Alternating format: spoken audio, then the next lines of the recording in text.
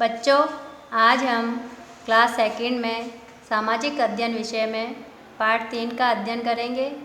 आप सभी बच्चे अपनी सामाजिक अध्ययन की किताब में पाठ 3 खोल के तैयार हो गए। पाठ 3 जिसका नाम है हमारे घर। तो इससे पहले जैसे हमने पढ़ा था कि हमारा भोजन, हमारे वस्त्र, तो जैसे हमारे जीवन में भोजन और वस्त्र आवश्यक है, उसी तरह हमें रहने के लिए घर की भी आवश्यकता होती है। तो आज इसके बारे में पढ़ेंगे कि घर कितने प्रकार के होते हैं और घर हमारे लिए क्यों आवश्यक है। यहाँ सब बच्चे उंगली रखेंगे और अपनी अपनी किताब में ध्यान से पढ़ना। जहाँ हम रहते हैं वह घर कहलाता है। घर हमारी धूप, धूल, सर्दी, गर्मी, वर्षा, जंगली जानवरों और शत्रुओं से रक्षा करते हैं। सुरक्षित और सुविधाजनक स्थान घर कहलाते हैं। सभी जीवधारी अपने अपने घर में रहते हैं। तो देखो बच्चों, जैसे जहाँ पर हम रहते हैं वो हमारा घर कहलाता है। और घर हमारी जो ये सर्दी गर्मी का जैसे मौसम होता है तो हमारे घर है जो हमारी उनसे रक्षा करता है। जैसे वर्षा आती है तो हम घर के अंदर ऐसे बैठ सकते हैं। इस तरह घर हमारे लिए बहुत आवश्यक है। और जहाँ हम सुरक्षित महसूस करते हैं वो स्थान हमारा घर होता है।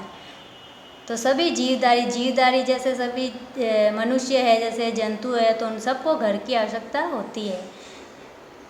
जंतुओं के भी घर होते हैं, तो वो भी अपने अपने घर में सुरक्षित ऐसे रहते हैं, जो पालतू जंतु होते हैं।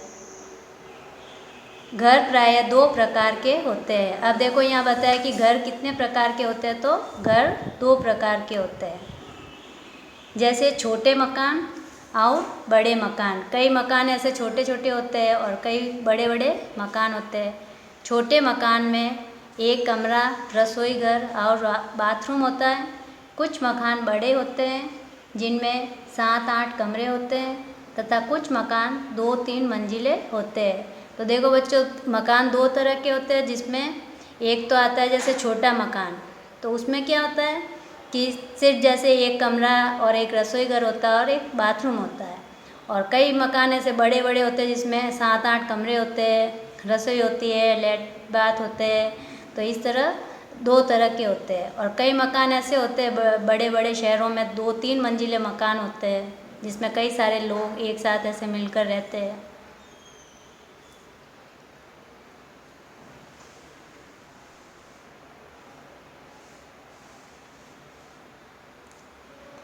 आगे देखो बच्चों, ये उंगली रखो।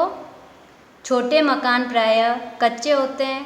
कच्चे मकान मिट्टी, घास फूस, लकड़ी, खपरेल आदि से बनाए जाते हैं। कि जैसे जो कच्चे मकान होते हैं तो वो बहुत छोटे होते हैं, तो उनको बनाने के लिए जैसे ये मिट्टी होती है, घास फूस होती है, उनसे बनाए जाते हैं।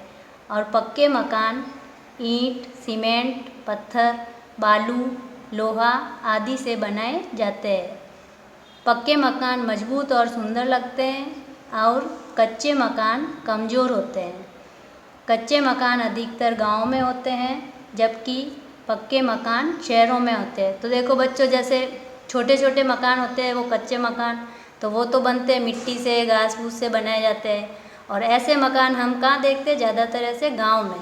गाँव में ऐसे छोटे छोटे कच्चे मकान होते हैं। और बड़े मकान जो होते हैं तो वो ऐसे जैसे ईंट, सीमेंट, पत्थर इनसे बनते हैं, तो वो अच्छे भी लगते हैं और मजबूत भी होते हैं। तो ऐसे मकान हमें ज़्यादातर शहरों में देखने को मिलते हैं। सभी बच्चे देखो, किताब का पन्ना पलटो, आगे पढ़ेंगे हम।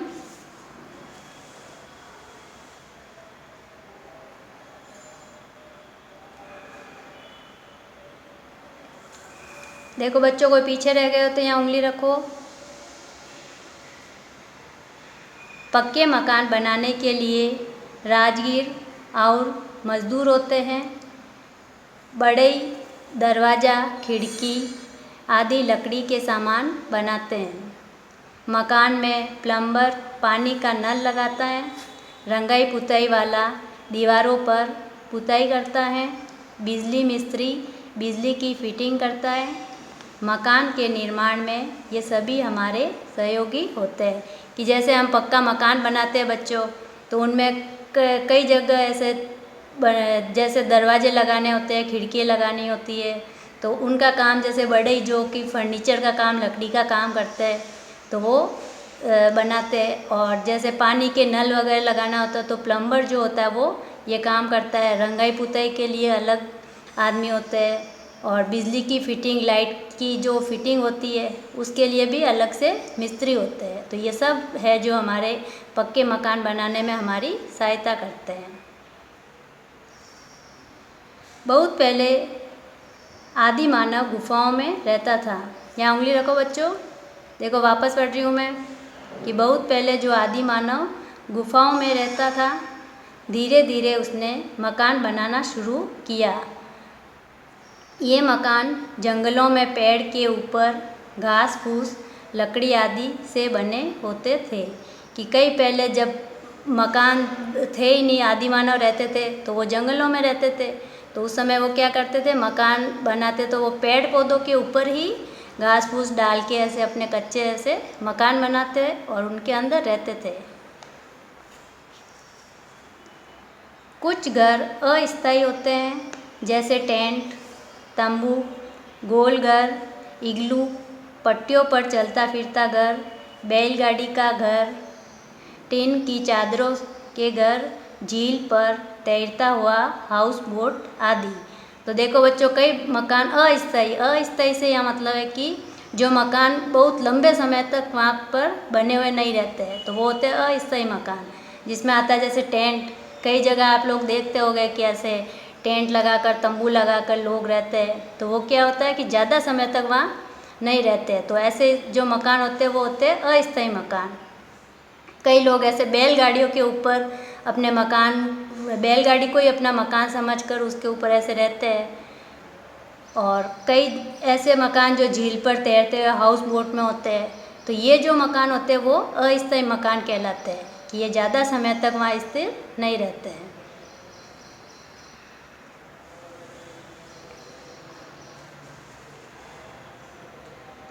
यहाँ देखो बच्चों, सब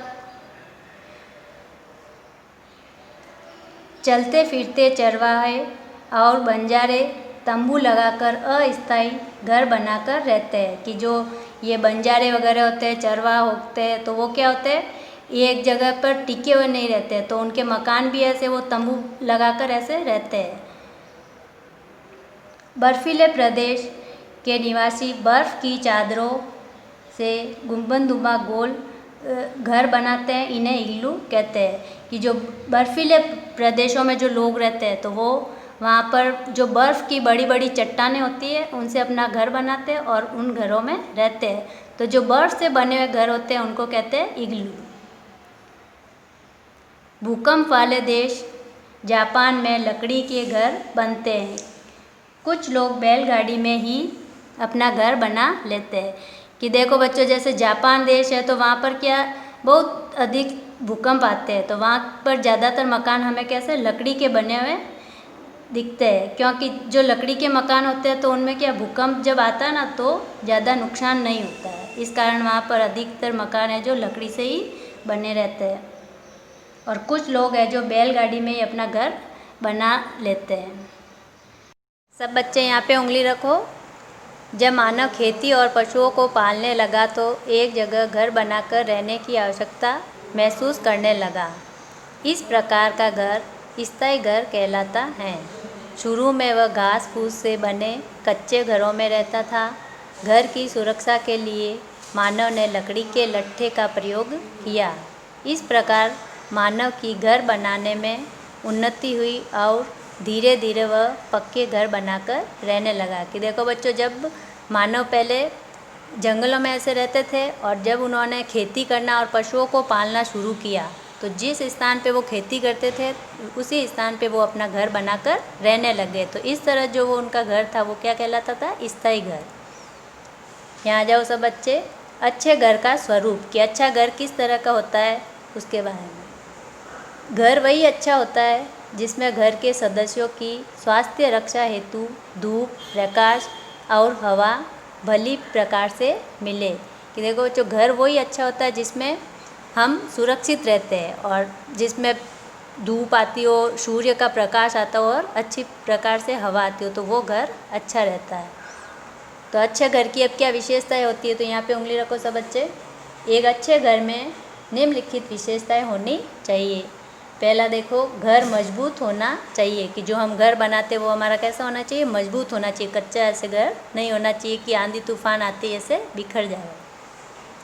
घर में कमरे बड़े होने चाहिए। घर में खिड़की और रोशनदान होने चाहिए, जिसमें से ताज़ी हवा और सूर्य का प्रकाश अंदर आए। कि जो हमारा घर होता है उसमें खिड़की और रोशनदान जरूरी होनी चाहिए, जिससे क्या होता है कि बाहर की जो ताज़ी हवा होती है वो हमारे घर में आसानी से आ सकती है।